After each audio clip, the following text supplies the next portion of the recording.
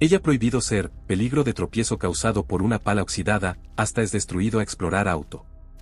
A las 6:47 de la mañana del 12 de marzo de 1944, el soldado James Jimmy Dalton se escondía en una zanja fangosa cerca de Cassino, Italia. Observó cómo un vehículo blindado de reconocimiento alemán se dirigía hacia él a 24 km por hora. No tenía armas capaces de detener el tanque, ni minas, ni granadas de mano. Solo tenía un trozo de alambre de púas viejo y oxidado enrollado en el mango de una pala. Todos los oficiales de la 34ª División de Infantería le habían prohibido usarlo. En los siguientes 90 segundos, este alambre trampa improvisado les demostraría a todos que estaban equivocados y salvaría a una compañía entera de la aniquilación. El manual de campaña oficial del ejército estadounidense enumeraba 16 métodos aprobados para defenderse de tanques ligeros. El método de Dalton no figuraba entre ellos. El mando del batallón lo había amenazado 2 veces con un juicio militar por realizar modificaciones no autorizadas en el campo, poniendo así en peligro a los hombres. Pero las reglas no sirven de mucho cuando hay que ver morir a 11 hombres en 3 semanas porque los métodos aprobados requerían equipo que nadie poseía. Dalton tensó el alambre. La niebla matutina flotaba como algodón húmedo sobre el valle del Erie. Oyó el traqueteo del motor del vehículo de reconocimiento. La escotilla del comandante estaba abierta, presumiblemente, los conductores buscaban las posiciones estadounidenses, que todos sabían que estaban allí. El alambre temblaba en sus manos. Una oportunidad. Esperó. Jimmy Dalton creció en Gary, Indiana.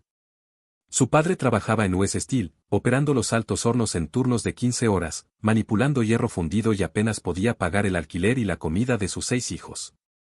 Jimmy era el mediano.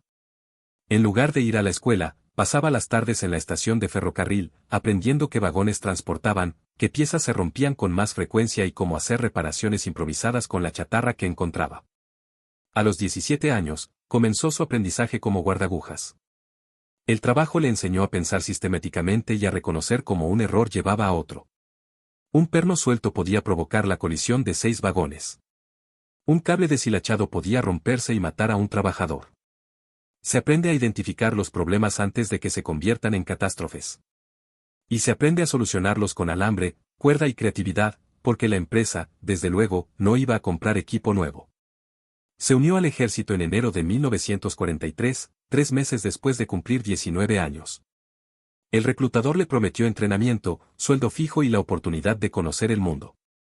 Dalton recibió 8 semanas de entrenamiento básico, un fusil que nunca antes había disparado y un barco con destino al norte de África. Para cuando llegó a Italia en septiembre de 1943, había visto suficiente mundo como para saber que el reclutador también le había mentido en todo lo demás. La 34ª División de Infantería se abrió paso por la península itálica como una piedra de molino. Cada aldea estaba en disputa. Cada colina estaba ocupada por ametralladoras alemanas. Cada cruce de río costaba vidas. Sin embargo, más estadounidenses que el fuego enemigo cayeron víctimas del reconocimiento alemán. Vehículos blindados ligeros y semiorugas inspeccionaban las posiciones estadounidenses al amanecer y al anochecer, solicitando fuego de artillería contra cualquier grupo de tropas avistado. El SD KFZ 222 era el favorito de la Wehrmacht. De 4 ruedas, abierto, armado con un cañón automático de 20 milímetros y una ametralladora MG-34. Lo suficientemente rápido para escapar, lo suficientemente blindado para resistir el fuego de fusilería, lo suficientemente ligero para atravesar caminos de montaña inaccesibles para los Tigers y Panzers. Aparecían de la nada, desataban una ráfaga de cañonazos y desaparecían antes de que nadie pudiera contraatacar. La normativa estadounidense exigía que los vehículos de reconocimiento se enfrentaran a fusiles antitanque, bazucas o minas. El problema era simple, nadie se beneficiaba de ello. La 34ª División solo contaba con 9 bazucas para toda la unidad. Los fusiles antitanque se habían eliminado gradualmente. Las minas se reservaban para posiciones defensivas, no para patrullas diarias. Así pues, los soldados morían mientras los vehículos de reconocimiento mapeaban sus posiciones y solicitaban la artillería, que los liquidaba 12 horas después. El soldado Eddie Kowalski murió el 18 de febrero de 1944. Un Bf-222 sobrevoló su trinchera al amanecer. Kowalski disparó su M1 Garand. Las balas rebotaron en el blindaje. La ametralladora MG-34 del vehículo de reconocimiento respondió al fuego. Kowalski recibió 3 impactos en el pecho. Tenía 20 años, era de Pittsburgh, hijo de un maquinista y se había alistado en el ejército el mismo día que Dalton. El sargento Mike Brennan murió el 23 de febrero. Otra baja del 222º Batallón. Otra patrulla matutina. Brennan intentó dispararles con una granada de mano desde 30 metros. Falló. La ametralladora lo alcanzó. Le había enseñado a Dalton a adoptar una posición de combate, a interpretar el terreno y a mantener los pies secos en el barro italiano. Tenía 24 años y era de Brooklyn. Tenía 4 hermanas. Su madre recibió el telegrama el 2 de marzo. El soldado Luis Vargas murió el 4 de marzo. El mismo patrón. Las ametralladoras MG-222 se volvían cada vez más audaces. Esta atravesó la posición de la compañía al anochecer con su ametralladora disparada. Vargas era de El Paso. Hablaba mejor español que inglés. Siempre compartía sus cigarrillos, incluso cuando solo le quedaban 3. La ametralladora lo alcanzó mientras corría a refugiarse. El médico no pudo detener la hemorragia. A principios de marzo de 1944, la 34ª División de Infantería había perdido 47 hombres a manos de vehículos de reconocimiento en 6 semanas. Ni en batallas ni durante ataques, los vehículos simplemente cumplían su función mientras los estadounidenses se encontraban indefensos. Dalton observó cada uno. Conocía personalmente a Kowalski y a Brennan. Vargas había estado en su unidad. Cada muerte parecía evitable. Cada muerte lo enfurecía aún más. La reacción oficial del batallón fue previsible: mantener posiciones defensivas, conservar las armas antitanque, esperar suministros. Tras la muerte de Vargas, el capitán Morrison convocó una reunión. 20 soldados exhaustos se reunieron en un granero que olía a pólvora y lana mojada. El alto mando está al tanto del problema de reconocimiento, dijo Morrison. Su uniforme estaba más limpio que el de ellos. Había llegado del cuartel general de la división esa mañana. Se esperan nuevos envíos de granadas propulsadas por cohetes dentro de un mes. Hasta entonces, mantengan la disciplina y cumplan las normas. Dalton se quedó atrás. Llevaba semanas dándole vueltas al problema. Las instalaciones ferroviarias de Gary le habían demostrado que, si no se conseguía equipo nuevo, había que conformarse con lo que se tenía. Los vehículos de reconocimiento siempre recorrían las mismas rutas. Eran rápidos, sí, pero predecibles. Y tenían una debilidad que nadie explotaba: sus ruedas. Señor, dijo Dalton, ¿qué tal si colocamos cables a lo largo de las calles, cerca del suelo y lo suficientemente tensos como para sujetar los ejes? Morrison lo miró como si hubiera sugerido usar bolitas de papel. Soldado, el manual de campo es muy claro sobre los métodos aprobados para detener vehículos. Las barreras de alambre son medidas defensivas que requieren una posición y un apoyo específicos. No son trampas explosivas. Pero señor, si nosotros. La respuesta es no. No instalamos trampas arbitrarias que puedan dañar a nuestra propia gente. Rechazado. Dalton no dijo nada, pero no lo olvidó. Los vehículos de reconocimiento seguían llegando. Cada vez morían más hombres. Los métodos autorizados requerían equipo que no tenían.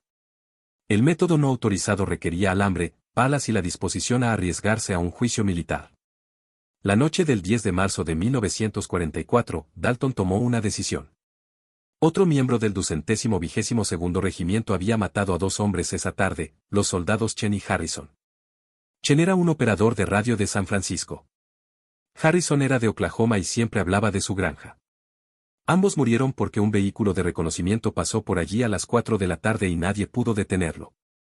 Dalton esperó hasta la medianoche. La compañía se había atrincherado en el Valle de Rápido, 3 kilómetros al sur de Casino. Se veían posiciones alemanas en la cresta norte. Los vehículos de reconocimiento usaban una pista de tierra paralela a las líneas aliadas, a unos 400 metros de distancia. Una ruta predecible, protegida por los árboles, ideal para el reconocimiento. Tomó un rollo de alambre de púas del depósito de municiones. De 9 metros de largo, oxidado, pero resistente. Tomó 2 herramientas de trinchera, las palas plegables estándar que todo soldado llevaba, y partió solo. Sin permiso, sin refuerzos, sin testigos. La noche de marzo era fría. El barro se le pegaba a las botas. Al norte, oyó el retumbar del fuego de artillería, un trueno prolongado y lejano. El camino estaba desierto, pero eso no significaba que fuera seguro. Las patrullas alemanas también lo usaban. Si lo pillaban allí, estaba muerto o capturado. Encontró un punto donde el sendero se estrechaba entre dos robles. Buena visibilidad desde las líneas estadounidenses, limitada desde el lado alemán hasta que estaba justo enfrente. Hundió la primera pala a la izquierda del sendero en el suelo y la inclinó hacia las posiciones estadounidenses. La pala se hundió 15 centímetros en el barro. No lo suficiente. La clavó aún más con una piedra. 30 centímetros. Sólida. La segunda pala se clavó en la tierra por el lado derecho, con 5,5 metros de ancho. Había medido la longitud con pasos. Luego vino el alambre. Lo enrolló alrededor del mango de la primera pala. 3 vueltas, tan apretadas como pudo. Tenía las manos cubiertas de barro y óxido. El alambre le cortó las palmas. Podía sentir la sangre mezclada con el frío. Extendió el cable exactamente 35 centímetros por encima de la carretera. No a la altura del tobillo ni de la cadera, sino a la altura del eje de un vehículo blindado ligero. 2 semanas antes, había medido un 222 accidentado durante una patrulla. Dependiendo del peso del vehículo, el eje delantero estaba entre 33 y 38 centímetros por encima del suelo. El cable tenía que sujetar el eje incluso a alta velocidad sin romperse. Enrolló el otro extremo alrededor de la segunda pala. 3 vueltas más. Luego comprobó la tensión tirando de él. El cable vibró. Las palas aguantaron. Si estaba demasiado suelto, se rompería. Si estaba demasiado apretado, se rompería.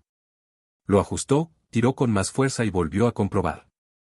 El cable sonaba melodioso al pulsarlo. Toda la operación duró 23 minutos. Después, se sentó jadeando en la cuneta, observando la carretera. Si llegaba una patrulla ahora, tendría que huir. Si un oficial se enteraba, se enfrentaba a un consejo de guerra. Si funcionaba, tal vez morirían menos hombres. Ese era el cálculo. Simples cálculos ferroviarios. Riesgo contra recompensa. Enterró el cable bajo una fina capa de lodo. No tanto como para debilitarlo, solo lo suficiente para hacerlo invisible en la penumbra. Las palas ya estaban oxidadas y sucias. Parecían equipo desechado. Alguien tendría que mirarlas directamente para notarlas, y entonces sería demasiado tarde. Dalton regresó a rastras a las líneas estadounidenses a la 1:15 de la madrugada. No dijo nada a nadie. No podía. Morrison lo había dejado inequívocamente claro, esto no estaba autorizado. Violaba la doctrina. Asumir esa responsabilidad se castigaba en el ejército, incluso si salvaba vidas. Yacía en su trinchera, esperando el amanecer. El alambre de púas estaba allí, tenso e invisible, esperando. El vehículo de reconocimiento apareció a las 6:43 de la mañana del 12 de marzo de 1944. Dalton estaba de guardia, comiendo comida fría de una lata. La niebla matutina era tan espesa que se podía atravesar. Entonces lo oyó, el inconfundible rugido de un motor alemán de 6 cilindros en línea. Un SD, KFZ 222 se acercaba a velocidad moderada desde el norte. No se movió, no gritó. Nadie más lo había oído aún. El coche emergió de la niebla a 600 metros de distancia. Pintura gris. La escotilla del comandante estaba abierta. Conducía, calculó Dalton, a unos 24 km/h. Una patrulla de rutina. No esperaban problemas. 500 metros. Dalton ahora podía ver al comandante con binoculares. El artillero movió el cañón de 20 milímetros, probablemente más por aburrimiento que por precaución. 400 metros. El coche se mantuvo en la carretera. Perfecto. 300 metros. A Dalton le temblaban las manos. ¿Funcionaría o no? Si no, el vehículo de reconocimiento los encontraría y solicitaría la artillería.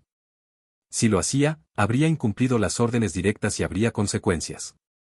No le importaba. Chen y Harrison habían muerto hacía 2 días.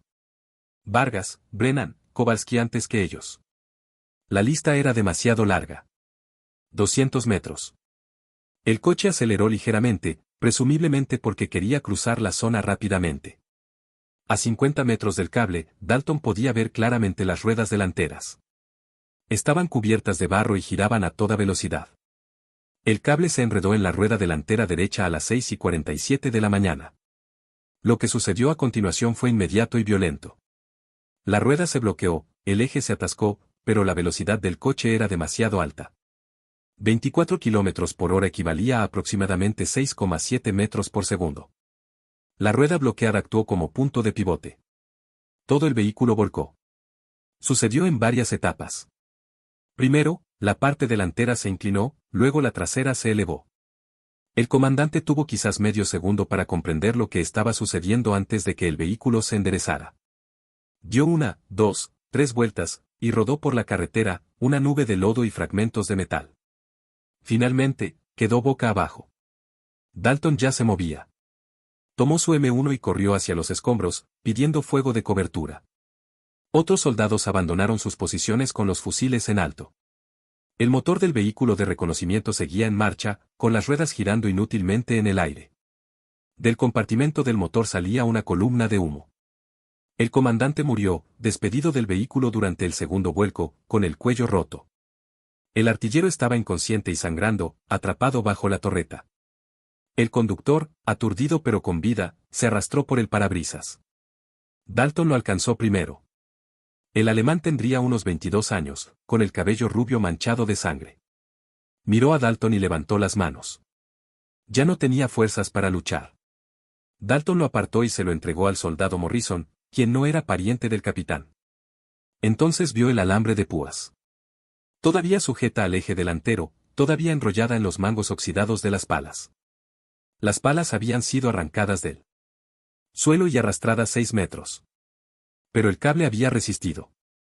Dalton lo desempacó rápidamente, lo enrolló y lo metió en su mochila antes de que nadie pudiera ver claramente que había detenido el auto. El capitán Morrison llegó 6 minutos después. Observó el vehículo de reconocimiento volcado y luego a Dalton. ¿Qué pasó? Se volcó, señor. Debió haber golpeado algo en la carretera. Morrison rodeó los escombros. Buscó minas, daños por bazuca, cualquier cosa que tuviera sentido. No encontró nada. Aparte del daño por vuelco, el vehículo estaba intacto. Sin agujeros ni impactos de bala, solo un vehículo de reconocimiento completamente destruido que simplemente había volcado. Los vehículos corporativos y de reconocimiento no se vuelcan sin motivo alguno. Sí, señor. Morrison lo miró fijamente. Sabía que algo andaba mal, pero el alemán había sido capturado, el coche se había detenido y no había muertos. Lo dejó ir. Que filmen este vehículo. Quiero fotos y un informe. Sí, señor. Al mediodía, todos los soldados de la compañía sabían que algo no cuadraba con la versión oficial. Los vehículos de reconocimiento no volcaron solos. Pero Dalton guardó silencio, y nadie más había presenciado el incidente. El soldado Morrison, el que había tomado al prisionero alemán, encontró a Dalton limpiando su rifle a las 2 de la tarde. ¿Qué pasó realmente allá afuera? Dalton no levantó la vista. El coche volcó. Jimmy, vi alambre en tu mochila. Vi las palas. Dalton dejó de limpiar. Miró a Morrison un buen rato. Habían estado juntos en el entrenamiento básico. Morrison también era de Gary. Del sur. Se conocían desde niños. Si alguien podía entenderlo, era él. No viste nada, dijo Dalton en voz baja. Morrison se sentó. Si viera algo, puramente hipotético, volvería a funcionar. Sí. Puedes enseñarme. Esa noche, al anochecer, Dalton le enseñó a Morrison cómo colocar el alambre de púas. 2 palas más, 9 metros de alambre de púas. Otro tramo de carretera, 275 metros al norte. Misma altura, misma tensión, mismo enterramiento. Morrison lo hizo el mismo mientras Dalton observaba. Para el 15 de marzo, 6 soldados conocían el método. Dalton no se lo había revelado. Morrison se lo había contado a uno. Ese mismo soldado se lo contó a otro. La noticia se difundió por la red no oficial que existe en toda unidad militar, las conversaciones en voz baja que tienen lugar después de que los oficiales se duermen. El soldado Jackson instaló uno en el camino a San Pietro. El soldado Ali erigió uno cerca del río Garigliano. El cabo Williams colocó uno a lo largo de un sendero que los alemanes usaban para patrullas nocturnas. Ninguno tenía permiso. Ninguno lo anotó. Simplemente lo hicieron. El segundo 222 chocó contra la radio de Jackson el 18 de marzo. El resultado fue el mismo. El coche volcó, el comandante murió y la tripulación resultó herida. Jackson fue lo suficientemente astuto como para retirar la radio antes de que alguien pudiera investigar. El tercer coche quedó atrapado en la trampa de Ali el 21 de marzo. Aunque no volcó por completo, el impacto fue lo suficientemente fuerte como para dejar el vehículo inutilizable. La tripulación lo abandonó. Para el 25 de marzo, el reconocimiento alemán en el sector de la 34ª División había disminuido un 60%. Los Bf-222 continuaron explorando la zona, pero avanzaron con mayor lentitud, eligieron rutas diferentes y actuaron con mayor cautela. Algo había cambiado, y no sabían qué. El teniente Klaus Richter, de la 29ª División Panzergrenadier, fue el primero en percatarse. Richter comandaba un pelotón de reconocimiento, 3 Bf-222 con tripulaciones experimentadas. Llevaba patrullando el sector de Casino desde enero. Conocía los caminos. Conocía las posiciones estadounidenses. Y sabía que, en las últimas 2 semanas, 3 de sus vehículos de reconocimiento habían sido destruidos de forma completamente inexplicable. El 27 de marzo, inspeccionó personalmente los restos del último siniestro. El SD-KFZ-222, número 237, había volcado en la carretera a Cervaro. El comandante estaba muerto y el artillero herido. El conductor declaró que el vehículo se había detenido repentinamente a gran velocidad. Richter se arrastró bajo los escombros. El eje delantero estaba doblado, pero intacto. No había daños por minas ni residuos explosivos. Pero había marcas en el paso de rueda. Arañazos que indicaban que algo se había clavado en el eje a gran velocidad. Algo delgado y resistente. Encontró un trozo de alambre en el paso de rueda. Alambre de púas oxidado. Equipo estándar, podría haber sido alemán o estadounidense, pero la ubicación fue deliberada. Alguien lo había tendido a lo ancho de la carretera, justo a la altura adecuada, para atrapar el eje delantero de un vehículo de reconocimiento. Richter informó sus hallazgos al servicio de inteligencia de la división el 29 de marzo. El informe era escéptico. El alambre de púas no detendría un vehículo blindado ligero. Su peso y velocidad eran demasiado altos. Pero Richter persistió. 3 vehículos fueron destruidos, todos siguiendo el mismo patrón, todos inexplicables, hasta que se consideró el alambre de púas. La inteligencia alemana interrogó a soldados estadounidenses capturados. Ninguno sabía nada sobre cables trampa. Las búsquedas de soldados estadounidenses muertos no revelaron registros escritos de este método. No figuraba en sus manuales. No formaba parte de su entrenamiento. Pero se utilizaba. A principios de abril, las unidades de reconocimiento alemanas en la zona de Casino recibieron la orden de buscar alambradas de púas antes de cada avance. Los vehículos de reconocimiento circulaban a media velocidad. Los comandantes descendieron para inspeccionar las zonas sospechosas. Esta cautela redujo su eficacia en un 40%. Los estadounidenses no sabían por qué los alemanes se habían vuelto repentinamente más cautelosos, pero notaron que las patrullas eran menos frecuentes y menos agresivas. El número de descargas de artillería solicitadas por los vehículos de reconocimiento se redujo a la mitad. Las muertes por ataques de vehículos de reconocimiento prácticamente cesaron. Y, sin embargo, oficialmente nadie sabía nada sobre los cables trampa. El capitán Morrison lo descubrió el 3 de abril de 1944. Estaba comprobando las posiciones defensivas de la compañía cuando vio al soldado Williams tendiendo alambre de púas a lo largo de una pista forestal. El mismo sistema que había usado Dalton, 2 palas y alambre de púas a la altura de los ejes. Williams se quedó congelado cuando vio al capitán. Morrison miró el cable, miró a Williams, se acercó y comprobó el voltaje él mismo. ¿Dónde aprendiste eso? Williams no dijo nada. Es una orden, soldado. Soldado Dalton, señor. Morrison guardó silencio un momento. Luego sacó su cuaderno y dibujó la instalación, dimensiones, ángulos, tipo de cable. Le pidió a Williams que le mostrara la instalación mientras observaba. Tomó más notas. ¿Cuántos has instalado? 4, señor. Resultados. Un impacto. Vehículo de reconocimiento volcado. Tripulación alemana capturada. Morrison cerró su cuaderno. El manual de campo no aprueba este método. No, señor. Le prohibí explícitamente a Dalton utilizar métodos caseros para controlar vehículos. Sí, señor. Morrison contempló la calle vacía. A lo lejos, retumbaba la artillería. La guerra seguía en su apogeo. Seguían muriendo hombres. Y aquí había un método que funcionaba, que no requería equipo especial y que los soldados rasos podían usar. Salvaba vidas. Muéstrame 2 configuraciones más antes de que oscurezca. Quiero ver opciones de ubicación para diferentes terrenos. Williams parpadeó. Señor. Es una orden, soldado. Para el 10 de abril, Morrison había documentado 17 alambradas de púas en todo el sector de la compañía. Habló con los soldados que las instalaron, registró los resultados y calculó la tasa de éxito. El 87% de los vehículos de reconocimiento que pasaron por encima de las alambradas quedaron inutilizados. No hubo bajas en su equipo. Costo total, 9 metros de alambrada de púas y 2 palas. El equipo ya estaba disponible. Redactó un informe de 3 páginas con detalles técnicos, recomendaciones tácticas y estadísticas. Lo envió al batallón el 12 de abril. La respuesta llegó el 19 de abril, método no permitido. Deténgase inmediatamente. Incumple las normas de colocación de obstáculos del manual de campo y no cumple con las normas técnicas de seguridad. Morrison leyó la respuesta 2 veces. Luego la dejó y no hizo nada.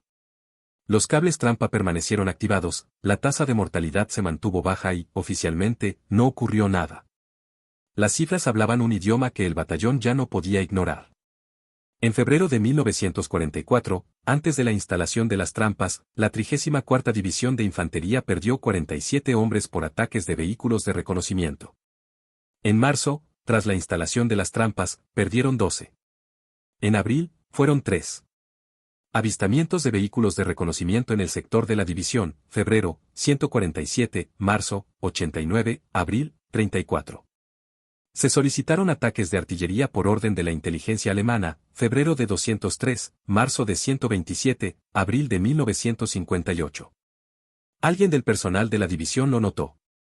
El coronel Anderson, oficial de inteligencia de la división, revisó los informes de bajas y reconoció el patrón. A finales de abril, envió investigadores al frente. En 2 días, descubrieron los cables trampa. La reacción de Anderson fue pragmática.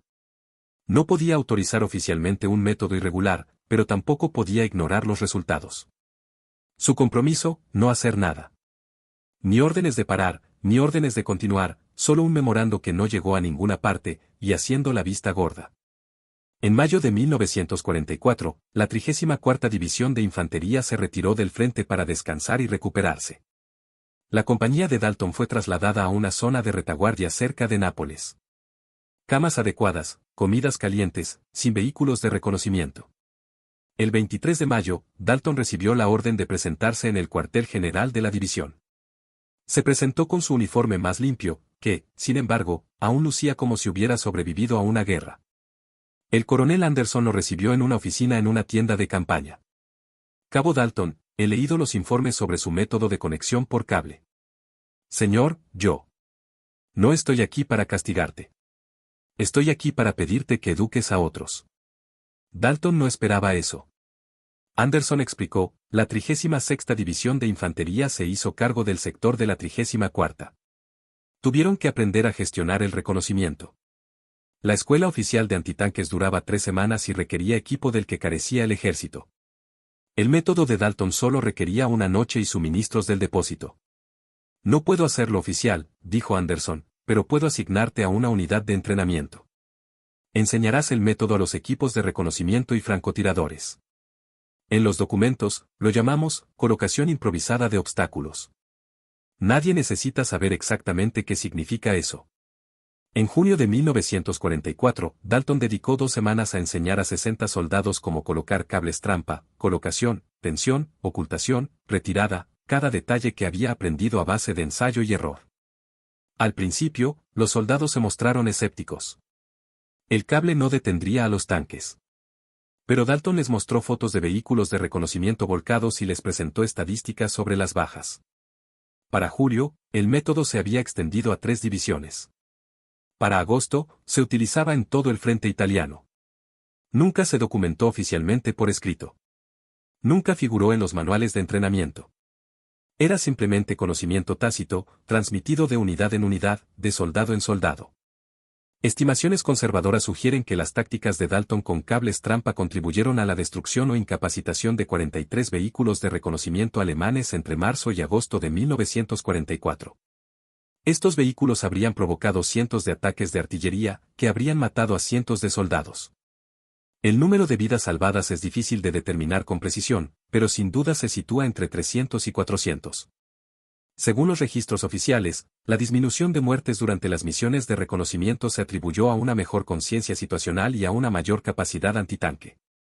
El nombre de Dalton nunca apareció en ningún informe. Su invento no fue recompensado. Esto le vino de maravilla al ejército. La constatación de que un soldado había resuelto un problema que desconcertaba al cuerpo de ingenieros tuvo un impacto negativo en la moral. James Dalton sobrevivió a la guerra. Fue dado de baja del servicio militar en noviembre de 1945 con el rango de sargento y la insignia de infantería de combate. Sin medallas para los cables trampa, sin ningún reconocimiento excepto el de sus camaradas, que de todos modos le bastaba. Regresó a Gary, Indiana. U.S. Steel lo contrató como guardagujas en enero de 1946. Las mismas vías ferroviarias en las que había trabajado antes de la guerra. Las mismas piezas y cables. Se casó con una mujer llamada Dorothy, de East Chicago. Tuvieron 3 hijos. Nunca hablaba mucho de Italia. Cuando le preguntaban, decía que había cumplido con su deber y había regresado a casa. Una vez al año, el 12 de marzo, recibía llamadas de Morrison, Williams y Jackson. Hablaban unos minutos. ¿Recuerdas a Chen, Brennan y Vargas?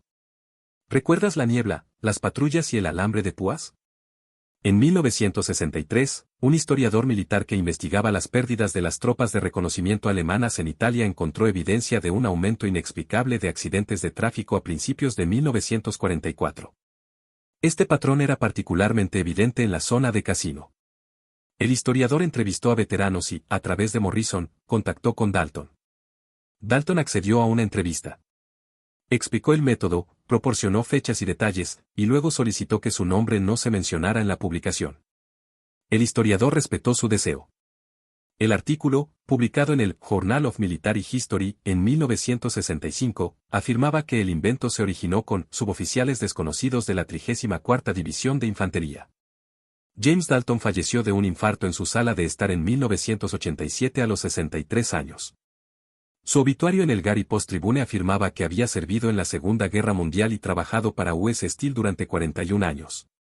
No se mencionaron cables trampa, vehículos de reconocimiento ni vidas salvadas. Dorothy sabía que había hecho algo importante en Italia, pero nunca supo exactamente qué.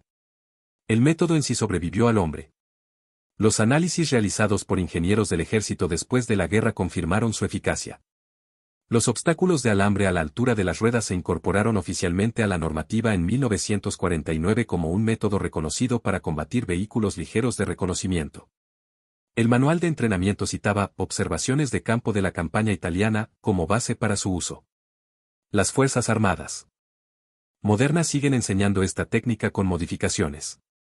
Las contramedidas contra artefactos explosivos improvisados incluyen trampas para vehículos aseguradas con alambre. El principio básico permanece inalterado. A veces, la solución más simple es la mejor. Y a veces, los soldados en el campo saben más que los oficiales en el cuartel general. Así nacen las nuevas ideas en la guerra. No a través de comités que revisan propuestas ni de ingenieros que realizan cálculos, sino a través de soldados rasos que ya no pueden quedarse de brazos cruzados viendo morir a sus camaradas. A través de guardagujas que aprendieron a resolver problemas con alambre y palas porque nadie les daba nada mejor. A través de hombres que se arriesgaron al castigo para salvar vidas y nunca pidieron reconocimiento. El cable sigue tenso. El método sigue en uso. Pero el inventor regresó a la estación de ferrocarril y no se lo contó a nadie. A veces, eso es justo lo que hay que hacer. Si te gustó esta historia, dale a me gusta al video. Suscríbete a nuestro canal para no perderte ninguna de estas historias inéditas. Cuéntanos en los comentarios dónde lo estás viendo. Gracias por mantener vivas estas historias.